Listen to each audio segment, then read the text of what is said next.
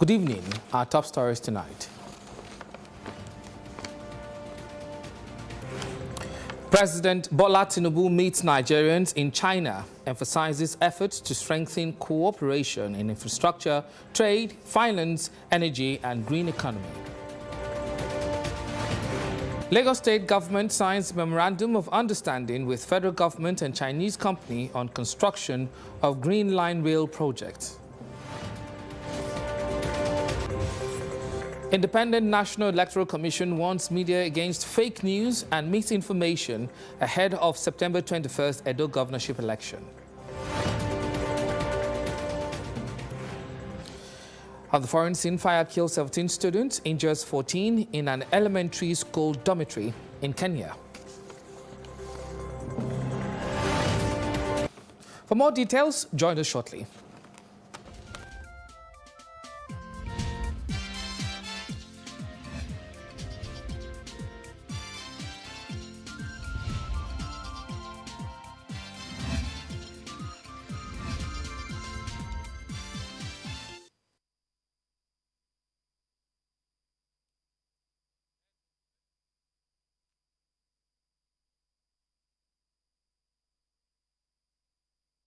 Many thanks for joining us. I am Joshua Murakinyo.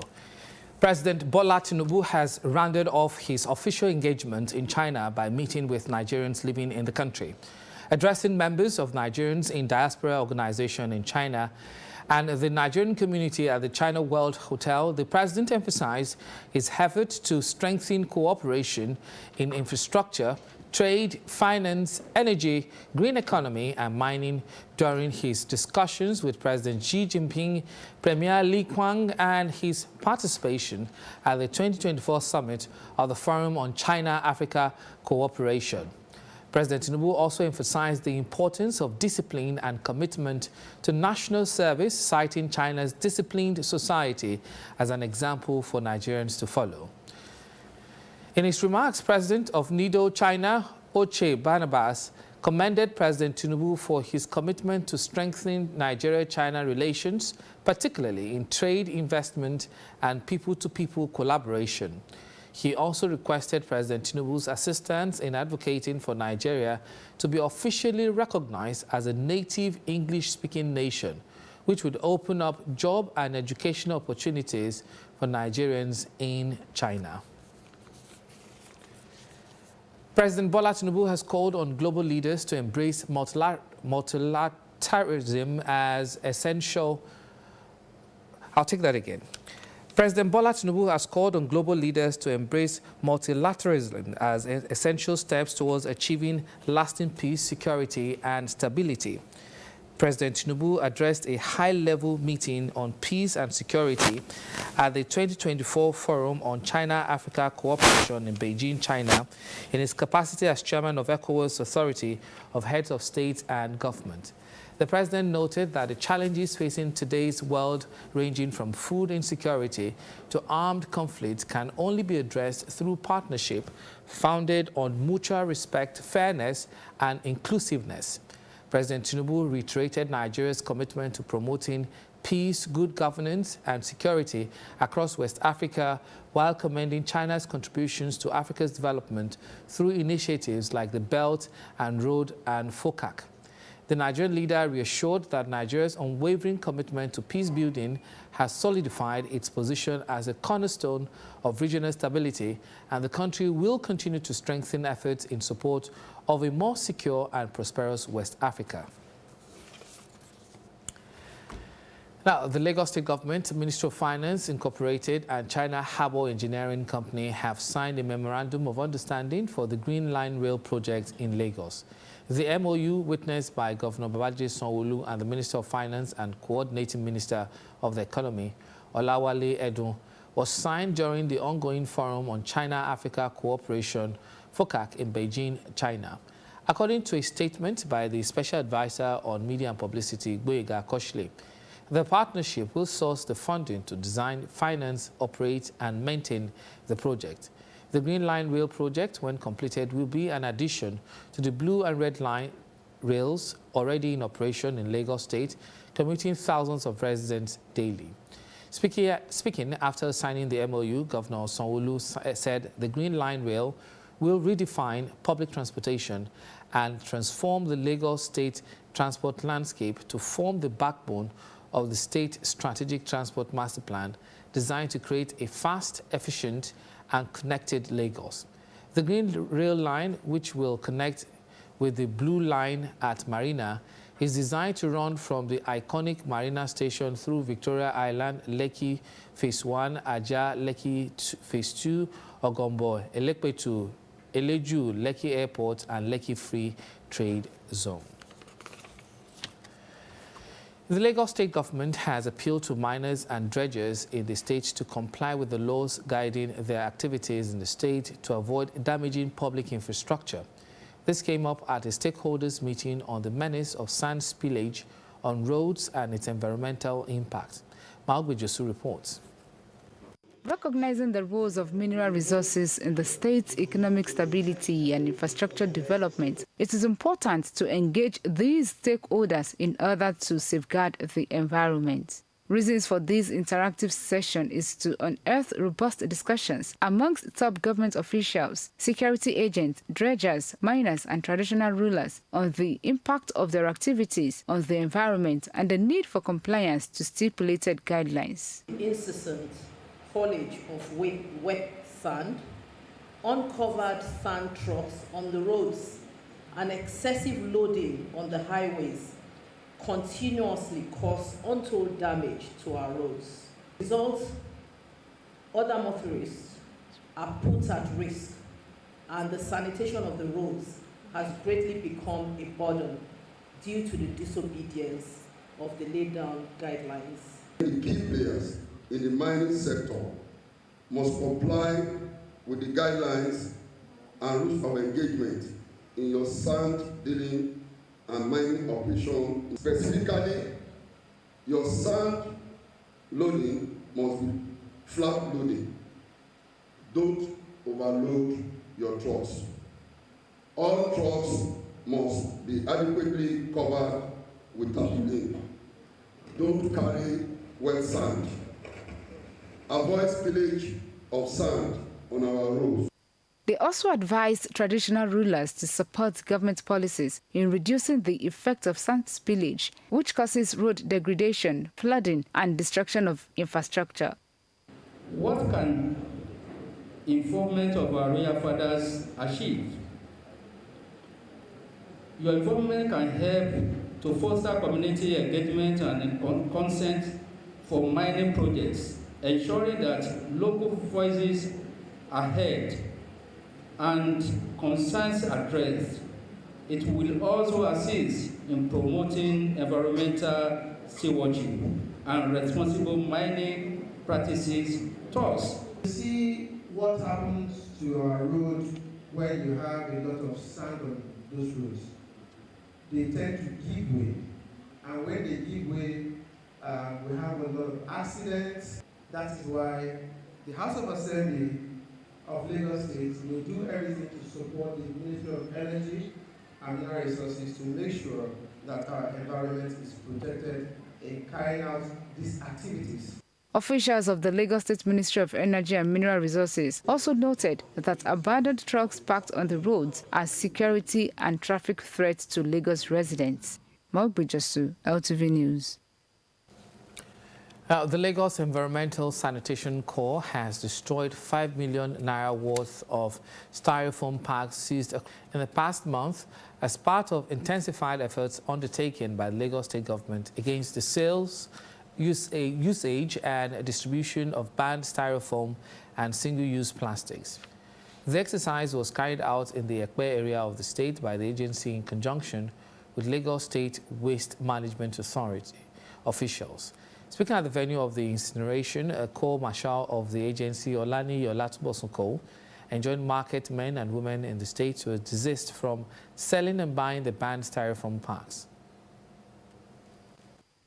They've turned the median into a full-blown market. So the Honorable Commissioner for the Environment, Mr. Tokuma Wahab, has directed that we should remove all structures, all markets on the median from Yanoba to Okoko. Meanwhile, the agency, with the support of LASMA and LOMA, also dislodged illegal occupants on the Lagos-Badagry Expressway by Lasu's second gate downwards to Okukumaiko. Around this area, they refuse to go to the market. They believe selling on the road, it will bring them closer to the customer and they will make more money. The agency also resolved to reduce the spate of environmental infractions in the state to the barest minimum and seek collaboration with sister agencies in the discharge of its mandate when necessary and appropriate. The male gender have been advised to do yearly medical checks to help detect prostate cancer early. Professor of Urology Habib Tijani emphasized this at the University of Lagos inaugural lecture series on man's reproductive system. Health correspondent Amina Tilegushi tells us more. Additionally, sexually transmitted diseases, STDs, particularly gonorrhea, were the primary causes of urethral stricture. This inaugural lecture series here at the University of Lagos is aimed at educating the public on male reproductive system, its manufacturing errors, equipment failure and failed deliveries, causes and also its effect on the male gender. Professor of Urology, Professor Kehinde Habib Tijani, who gave the lecture, emphasized on some issues faced by man's reproductive system. Infertility was initially thought to be the woman's problem. However, in at least 50% of cases, the infertility problem comes from the man. What do we know? We know that over the last 50 years, sperm quality has been reducing. It has dropped by over 50% from about 130 million, the average sperm count per male, to 66 million. The two most common abnormalities we found in men with low sperm count and infertility were presence of small testes and something we call varicocele. The smaller the testes, the higher the likelihood of infertility. Responding to questions surrounding cancer, Professor Tijani says prostate cancer is not a death sentence if detected early. It's difficult to actually prevent prostate cancer, but it is easy to prevent it from killing you.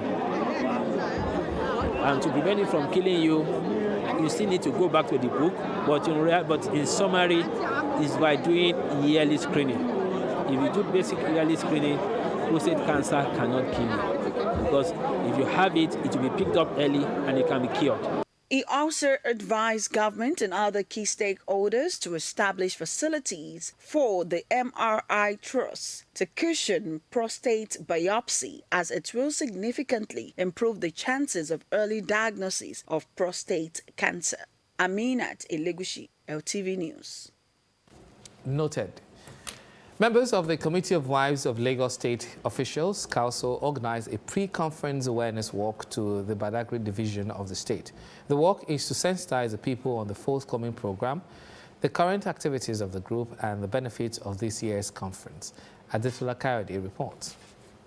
The train of the Committee of Wives of Lagos State Officials Council landed at the ancient city of Badagry as part of pre-conference activities heralding the 24th National Women's Conference. The women, led by the First Lady of Lagos State, Ibijoke Sanwo-Olu, and the wife of the Deputy Governor, Oluremi Hamzat, embarked on an awareness walk sensitizing residents about the Women's Conference scheduled for September 10 and 11, 2024. The tour took the women round historic sites in Badagry, including the first story building in Nigeria, Agiatri, Slave Market, amongst others. We have women from different states coming together, converging, networking, learning together, and lifting other women up, encouraging women, not limiting ourselves, ensuring that women are accountable, women can move the boundaries of their limitations, women can improve Nigeria as a whole.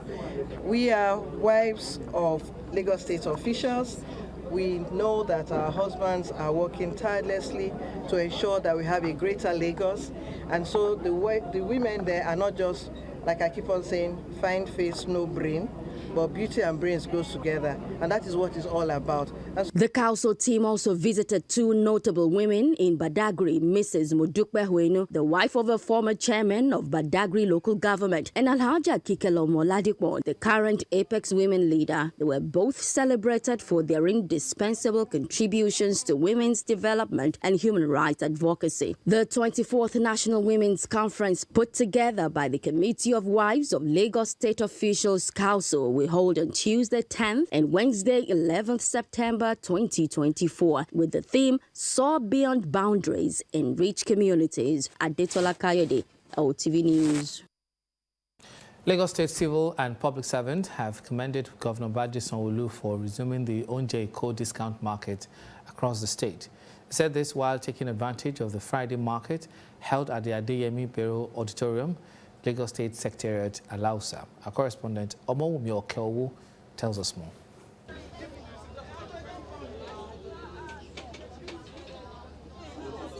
The open space at Adeyemi Bello Auditorium, Alausa Secretariat, is a beehive of activities as public servants and other Lagos residents take advantage of the second phase of the Ounje Eko discount market. These residents and public servants expressed gratitude over the return of the market, which was opened on September 1, 2024, highlighting the significant savings the market offers compared to regular market prices. Our governor is very fantastic, so I don't even believe this. Normally, they have done this before. This is the second time to come and take something like this. We are very happy for the food we are enjoying from Sanwo-Olu. So, and we thank him. I'd like to appreciate the governor for this initiative. It has really helped majority of us. The cost of things has been really skyrocketed, and this initiative has helped us, buy things in a cheaper rate. A very good initiative by the Lagos State government. The prices of all the items are relatively low, and this will help. The little extra money on it, people will be able to save it and use it to get other things. They also want the state government to maintain and expand the initiative across the state. I bought rice at the rate of 5,592 naira. So it's a good one compared to what is in the market. We're able to get egg for 3,600, and for onions as well. Onions is really expensive outside. Onions is like 1.5 for the amount that we are buying here is like 1.5, and we are able to get it here for like 800 naira. Comparing the price of, let me say, the rice at the market is a little bit expensive compared to the kg that is sold here. Even the egg too. The disparity in the egg is about 1,000, 3,006 here, and outside is almost 5,000 outside. To control the crowd, and everything is going on very well. Because the state government is giving a discount of 25%, it will reduce, at least it will help, go a long way to help civil servants. The Ounje Eko market, which happens on Sundays in local government and local council development areas, opens on Fridays at the Alausa Secretariat and other education institutions in the state, and Wednesdays and Saturdays at the Fresh Food Hub in Mushin Idioro, features a variety of foodstuffs including gari, rice, beans, eggs, bread, pepper, and onions. Omowumi Okeowo, LTV News. Still ahead. Independent National Electoral Commission warns media against fake news ahead of September 21st Edo governorship polls. That's in a moment. To stay with us.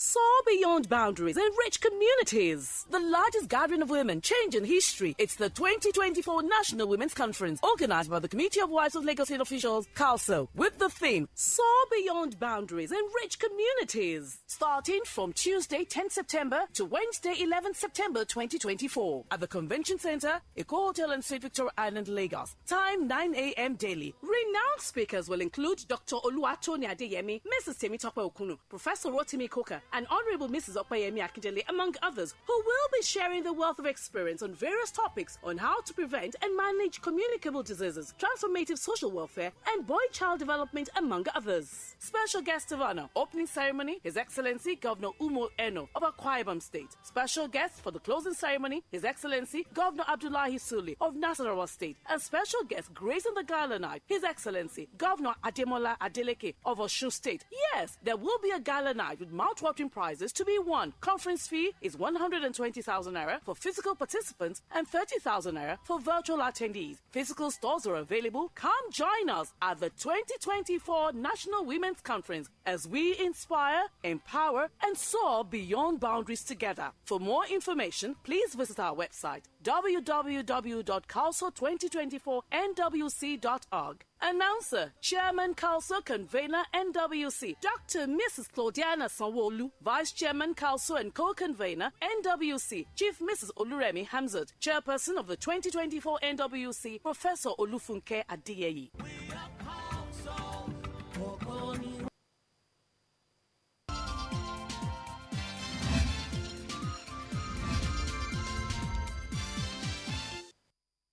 Glad to have you back.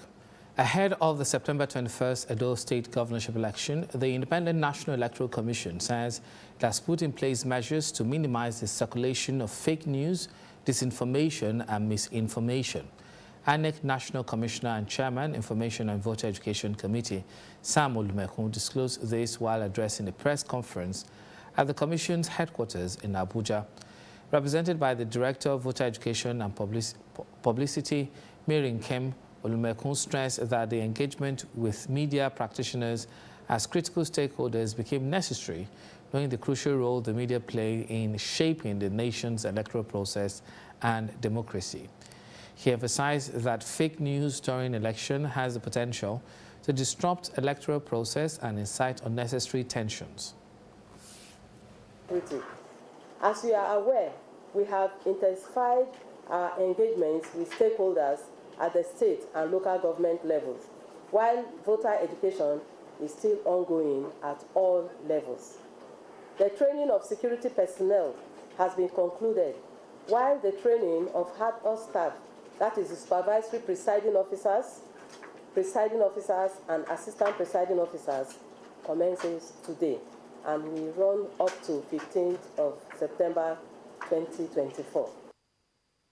Speaking further, Olumekun assured that the Commission is committed to strengthening the capacity of persons with disabilities and advance their rights to participate in the electoral process in Edo State. When the presiding officers are trained, they are always told that, yes, a particular area is marked as the polling unit. When they get there and there are PWDs, they know how best to set their cubicles and tables and so on in order to make it friendly for people to move in and out of the polling unit without any restriction. The Commission further disclosed that 122 media organizations with over 800 journalists are accredited for the coverage of this Saturday's September 21st Edo governorship election. Meanwhile, the Court of Appeal sitting in Abuja has struck out the appeal by governorship aspirant of the People's Democratic Party in Edo State, Arthur Esene and Anselm Ojezua, seeking to disqualify the party's candidate in the September 21st, 2024 governorship election, Asue Ighodalo. The aspirant Esene and Ojezua had in their appeal prayed the Court of Appeal to set aside the April 17 judgment by Justice James Omotosho of the Federal High Court, Abuja, which dismissed their suit for being status barred. Justice Omotosho, in his judgment, had held that not only did they fail to prove their claim that Mr. Ighodalo forged his voter's card, but non-possession of the voter's card did not constitute a disqualifying factor under the Constitution and the Electoral Act to deny a candidate from contesting an election. In a unanimous judgment delivered by Justice Hama Barka, the appellate court affirmed the judgment by Justice Omotosho and held that the suit filed before the Federal High Court by Ojezua and 4 others was filed out of time and status barred. Media organizations have been advised to mobilize efforts that will ensure gender equality and women's empowerment in Nigeria. This admonition is coming at a United Nations roundtable meeting with media executives on gender inclusiveness. Adekola Hastrop filed this report. According to the National Bureau of Statistics, the average women's participation in governance stands at 6.7%, despite women accounting for 49.4% of Nigeria's population, with 5 states of the 36 states having female candidates contesting for a seat at the National Assembly. This roundtable meeting by the United Nations Women's Forum with media executives is another advocacy campaign to bridge this gap and canvas for media content that will eliminate gender discrimination against women and encourage inclusiveness. Even if you want to compare the number, we have women that can even far outnumber the number of men that are qualified to occupy positions in this country. But what are those fundamental issues that are mitigating against this? I think the political area should be looked into. It has been shown clearly by statistics that gender inequalities have the capacity to reduce the gross domestic product of a country up to about 3%, which is, in terms of monetary value, would be billions of naira. So the country is losing in terms of lives, it's losing in terms of opportunities, it's losing in terms of money, it's losing in terms of sustainable development. That's why we are saying we need all the hands on deck. Speakers at the forum identify gender discrimination, lack of economic resources, and lack of support for females as major causes for the gender gap and female participation in leadership. The reason we're talking about women, because women are the low-hanging fruit. We're a soft solution to the problem of the development, the socio-economic challenges that Nigeria is currently facing. If we can just focus on addressing the concerns, the barriers, the limitations to enable women to be included into the society, to be included into the economy, to be included into the polity, to be included into our governance structures and systems, it will advance, it will lift all of us up, both men and women. We're hoping that women's issues as it concerns national development would not be on page 90 of newspapers, but will also be able to attract front page visibility. Why? It's important that together we accelerate the development of Nigeria. We cannot, and I stress, we cannot leave one behind for the other. The event, with the theme Gender Equality and Women's Empowerment in Nigeria, also witnessed the signing of a memorandum of understanding by media stakeholders in encouraging women's participation in leadership. Special Assistant to Governor Babajide Sanwo-Olu on Youth Mobilization, Alabi Oladimeji, reassures youths in the state of government's commitment to their digital empowerment in order to build a nation where innovation and progress are the hallmark of collective success. He was speaking alongside other community leaders at an event by some youths in the state to foster a new generation of digitally change makers.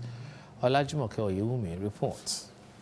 In every society, youths are the driving force behind innovation and transformation. So the need for every government and society to continually recognize their vital contributions and potential as agents of change through various initiatives. Hence this program tagged Government and the People, From Cliques to Progress, Youth Digital Pathways for Sustainable Development, which is the theme for this year's International Youth Day by youths in Ifako-Ijaye. There are a lot of things that are going on at the aims of affairs that they need to have knowledge about, and that is why they need to engage their representatives, because if you do not know what your representatives are doing, there is tendency you just keep chastising them and keep accusing them, and sometimes there are opportunities that are going on that you do not even know about. So if you just you feel complacent about things and you do not engage, there are opportunities that you're supposed to benefit from that you might not even know you're supposed to benefit from them. So it is good that you engage with the members at the aims of affairs and members of the government, representatives at the government level. The youth of Ifako-Ijaye, the National Youth Council of Nigeria, Ifako-Ijaye local government chapter, they're doing wonderfully well, and I believe there's room for improvement too. They should use their strength positively, and they should remain enthusiastic. Morally, they should remain upright and model the wants behind them, so that we can always have our place in Lagos State and Nigeria at large. The youth have to come to the realization of the role they play in building the nation. And if they don't understand that role, then it's going to be difficult for us to build this nation, because we need to build a nation that is going to be sustainable over the next 60 years. This event also underscores digital technology's role in empowering youth to lead the change towards a sustainable future. It was impactful. We learned a lot about technology and how to participate as a youth in government.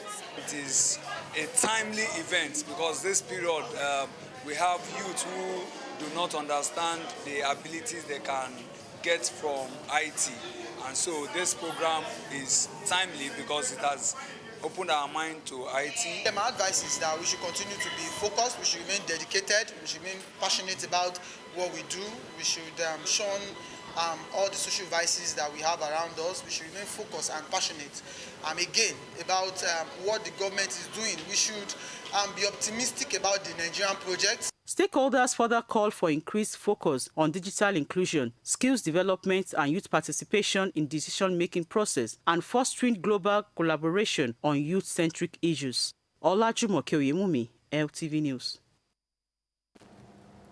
Now, members of the Nigerian Bar Association Ikeja branch have held a special tribute session for their late colleagues Abayomi Tijani and Adesina Ogunlana, who both passed on in August.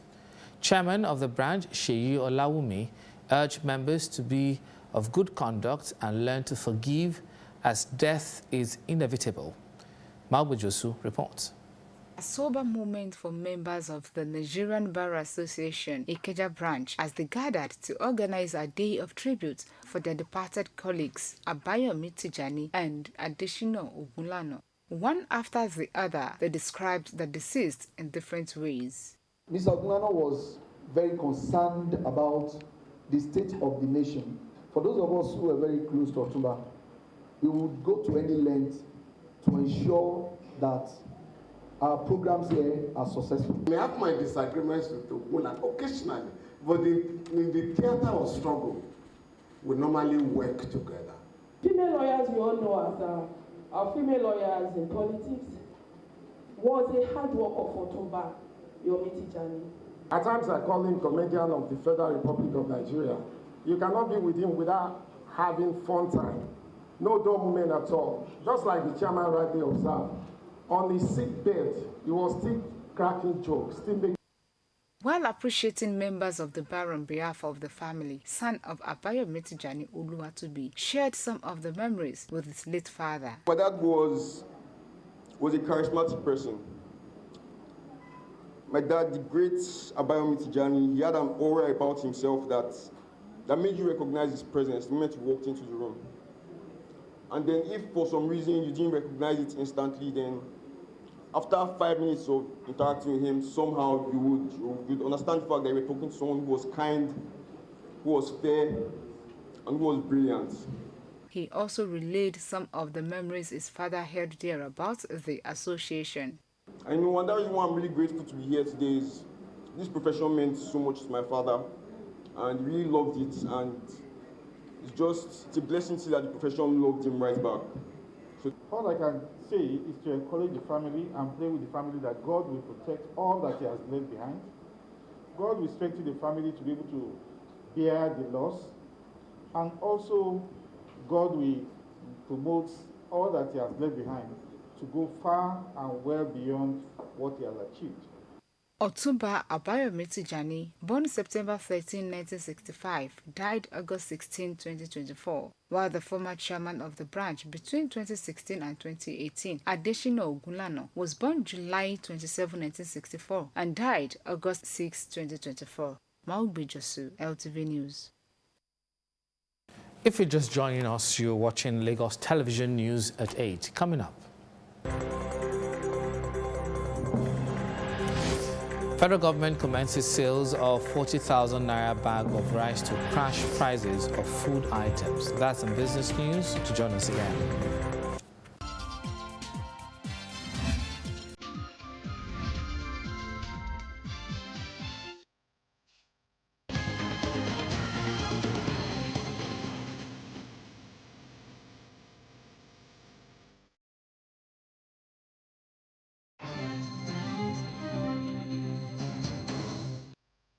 On Business News Tonight, Minister of State for Petroleum Henikin Lokobori says there is enough petroleum products in the country that will meet the demands of Nigerians. As such, there should be no panic buying. The minister said this after meeting with Vice President Kashim Shettima at the Aso Villa in Abuja, expressing President Bola Tinubu's concerns about the ongoing experience of Nigerians over the high cost of the product. The minister says it is important for citizens to know that government is not in the business of fixing prices of petroleum products. Products are available in the country, and we believe that between now and the weekend there will be availability of products across the length and breadth of the country.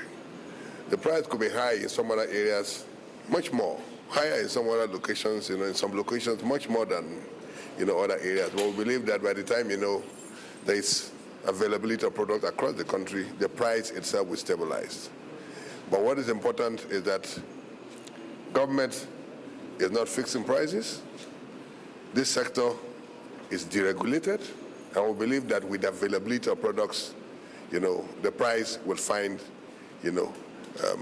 its level. Executive Director at the Nigerian Mainstream Downstream Petroleum Regulatory Authority, Mugo Okoa, says all regulatory efforts are now being geared towards stabilizing supply with a resultant impact that it will also be positive on the stability of price. Regulator is ensured that there's increased operating hours from all loading depots.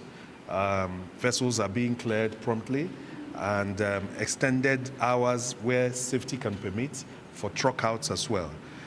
More importantly also is the reinforcement of the support being given to local refiners, because with increased production from them, indeed, like the minister has said, there will be higher supply, which will stabilize the price. Group Managing Director of Nigerian National Petroleum Company Limited, Mele Kyari, and the National Security Advisor, Anu Ribadu, also joined the Vice President at the meeting.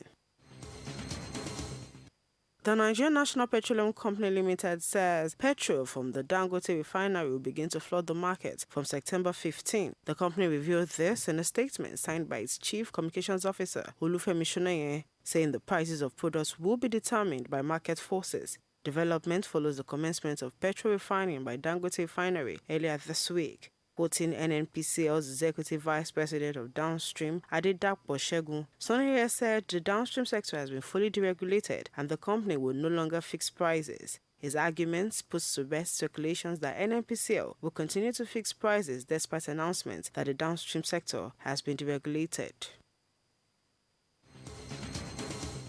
The federal government says only public servants with duly registered national identification numbers will be allowed to purchase its 30,000 naira per bag metric tons of milled rice. Minister of Agriculture and Food Security Abubakar Kyari, while flagging off the exercise, says the move is to curb racketeering and crash prices of food in Nigerian markets. Kyari says the intervention will be sold strictly 1 man to 1 bag or 1 woman to 1 bag.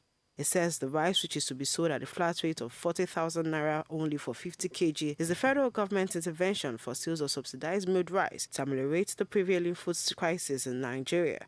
The minister blamed COVID-19, the Russia-Ukraine war, climate change, among other localized factors and challenges for the high cost of food prices. He adds that the federal government, being aware of the potential challenges associated with the sales of an important staple such as rice, has deployed a multidisciplinary machinery of government, as well as put in place certain processes and conditions to ensure transparency, wider outreach, and success of the exercise. And that's it on Business News Tonight. We'll now leave you with graphic details of trading on the floor of the Nigerian Stock Exchange.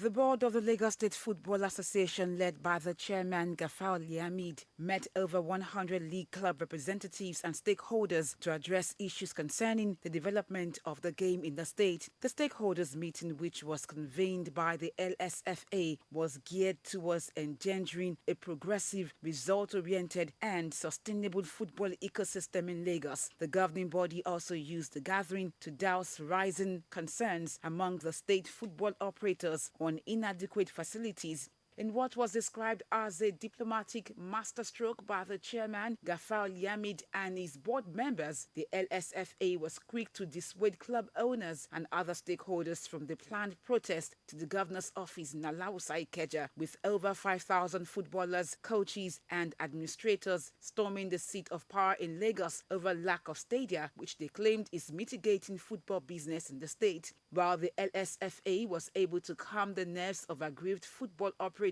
and encourage them to sign a letter of appeal to Governor Sanwo-Olu, which the board would deliver to the Director General of the Lagos State Sports Commission for onward submission to the sports-loving governor. Liamid assured the gathering of quick intervention and positive response from the state government. We call all of them, all the club owners in Lagos State, about 170 of them, and as you can see today, about 100 of them showed up and signed the document, and they all agree that they will not do any protest. The next thing for us to do now is to visit the Sports Commission and have a way of visiting Governor Babajide Sanwo-Olu, His Excellency, and plead with him to see football as the #1 sport in the state. Our players are the main actors. Our coaches are the directors. If they don't have a stage to perform, football might die, and we don't want football to die in Lagos. While commending the proactiveness of the LSFA chairman, club owners expressed appreciation to the football administrator for bringing stakeholders together to speak with one voice with the clubs, agreeing to abort planned demonstration. The FA should be able to serve as a bridge between the government and football stakeholders in the state. And for them to come out and say, look, no need to protest, because football and the youth are suffering in this state based on the fact that we do not have facilities at all. With a bunch of talent that we are having in this country, especially Lagos State entirely, we are not supposed to be suffering for having facilities in Lagos State. And I am very, very excited for the one voice. In another first, the new LSFA board, which has been on the path to creating sustainable development for the game in Lagos through commendable initiatives, announced plans to institute football clubs indemnity account for all football league teams based in the state. The initiative, which is not only setting the benchmark for football business to thrive in the state, but provide modalities that would ensure that football clubs operate according to global best practices, which includes regular payments of salaries to players and coaches. Liamid said the clubs will be enjoined to take part in football clubs' indemnity account towards welfare of the gladiators. And it will be as a matter of trust that the professional clubs will trust us.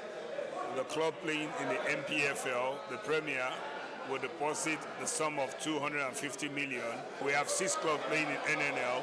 They will deposit 100 million naira each. And our WMPFL, Robo Queens and Danas Ladies will deposit 75 million naira each.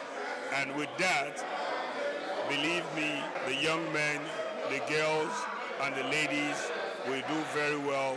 And before you know it, football in Lagos will climb 100 ladders up. Ahead of its planned General Assembly and Football Town Hall meeting slated for September 21 at the Sir Molade Okoya Thomas Indoor Sports Hall of the Teslim Balogun Stadium, Surulere, Liamid assured football operators of prompt and professional support, urging them to always channel their concerns and observations to the board through its secretariat.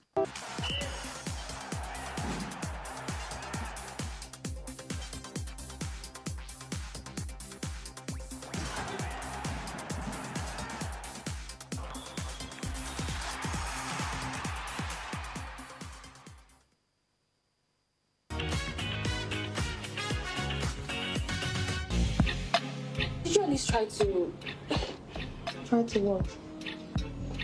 try to flirt a little. Ew, no. He has a pot belly and he even smells like oha soup. Why the hell would you come to my office and threaten Nora? On entertainment news tonight, Nollywood actress and director Omoni Oboli has announced that her first series, last year's single, which was produced in 2020, will premiere this weekend. Omoni Oboli started her acting career with her debut role in Bitter Encounter in 1996. In 2010, she won the award for Best Actress in Narrative Feature Film at the Los Angeles Movie Awards, the Best Actress at the Harlem International Film Festival. She was also nominated for Best Actress in Leading Role at the 2011 African Movie Academy Awards. Oboli has a number of films to her credit, including Moms at War and her third installment of the Wives on Strike franchise, The Uprising, Wives on Strike 3, which is set to debut next month. The production of last year's single, which began in 2020, faced delays due to the COVID-19 pandemic, and this resulted to its setback. Written by Joy Bewaji and partners while managing their finances, it features Bimbo Ademoye, Tony Tones, Abisola Shegu Williams, Uzoma Osimpa, Tony Manjoro, amongst others.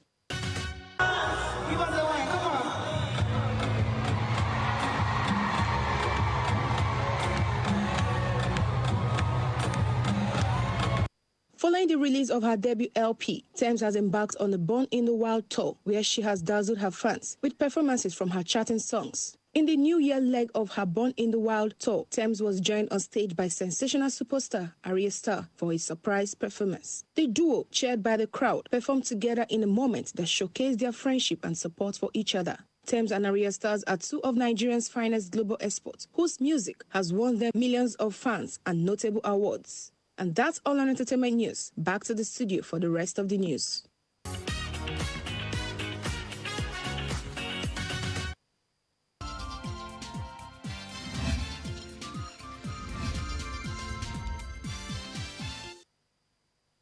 Many thanks for joining us again.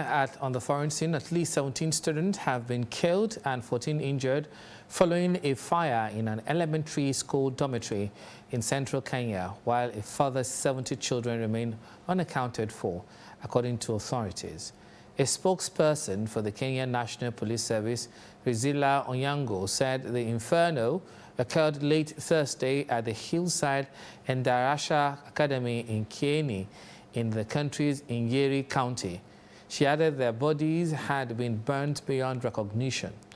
According to Onyango, the cause of the fire is unknown at the time, but updates will be given to the public in due time.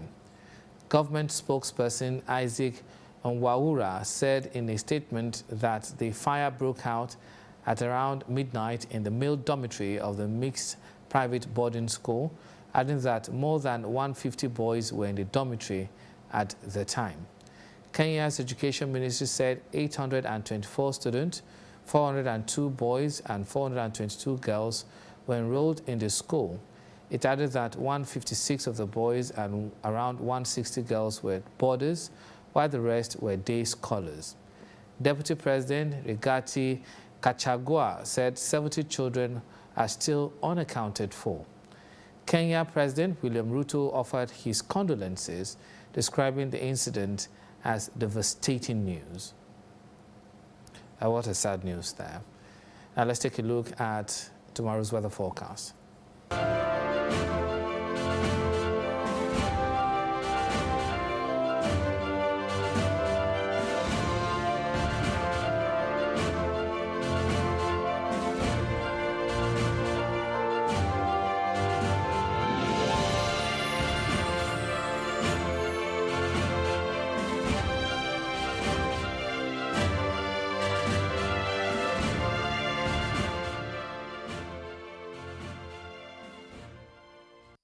Just before we go, a quick look at our major stories. President Bola Tinubu has met with Nigerians living in China, emphasized efforts to strengthen cooperation in infrastructure, trade, finance, energy, and green economy. The Lagos State government signed a memorandum of understanding with the federal government and Chinese company on construction of Green Line rail projects.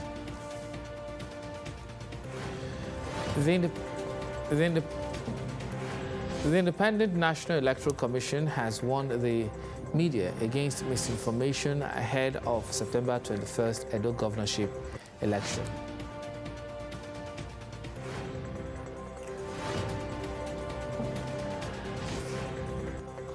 On the foreign scene, we told you that fire has killed 17 students and injured 14 in an elementary dormitory in Kenya. For more news, connect with Lagos Television on these social media platforms.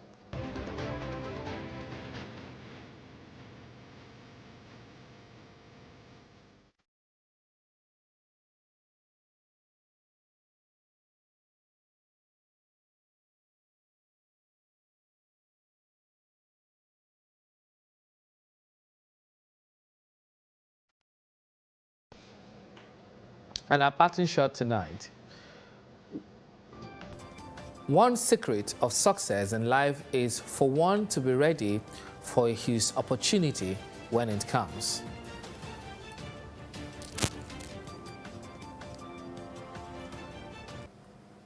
Please remember to call Lagos toll-free line 767 or 112 in case of emergencies. On behalf of the production team, I am Joshua Murakinyo saying continue to stay safe and have a great weekend. Good night.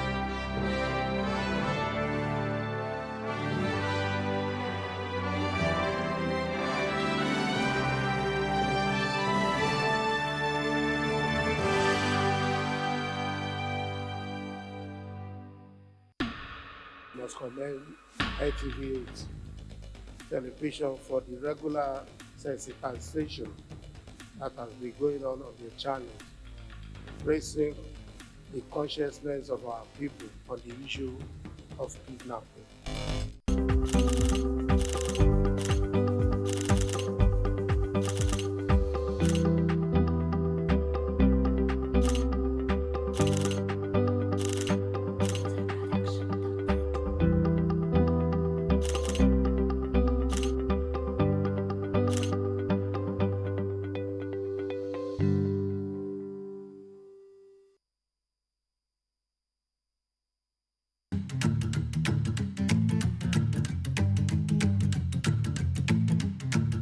Go back to your natural diet. All these multivitamins and blood tonic, they are all derived from one plant or fruit or vegetable. It's always good to read labels of packaged food and to check the sodium content that is present in whatever you're buying, just to be smart. Nutrition is important at every stage of life.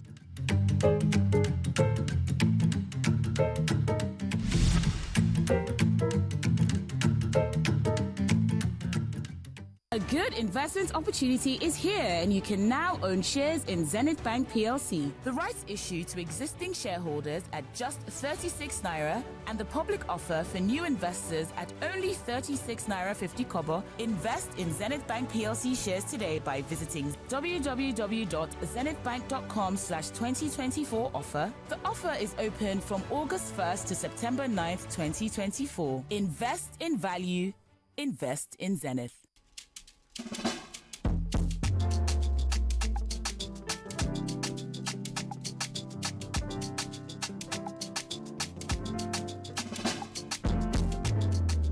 Suffering from stomach discomfort? To ease the discomfort, Jawasil Antacid Suspension. Jawasil neutralizes acidity. Jawasil suspension is available in 100 milliliters and 200 milliliters with NAFDAC certification. Proudly manufactured by Jawa International Limited, Plot 6, Abimbola Way, Isolo Industrial Estate, Isolo, Lagos. Email marketing.jawa@gmail.com. Jawasil Antacid Suspension, a potent antacid.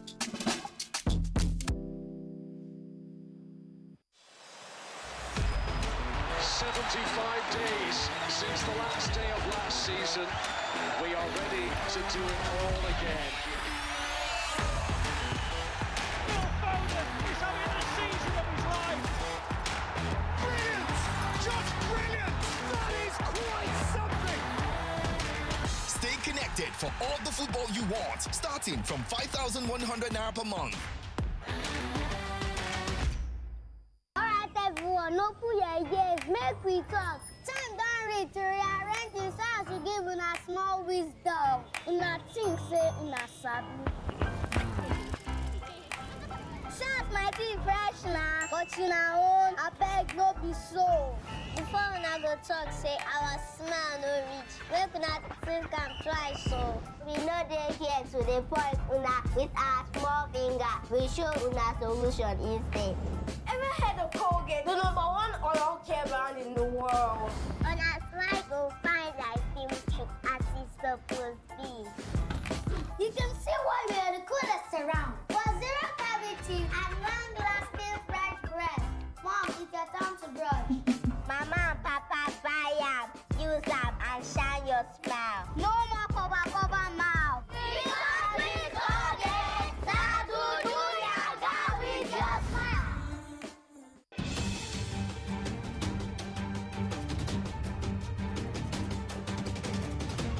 The Conversation.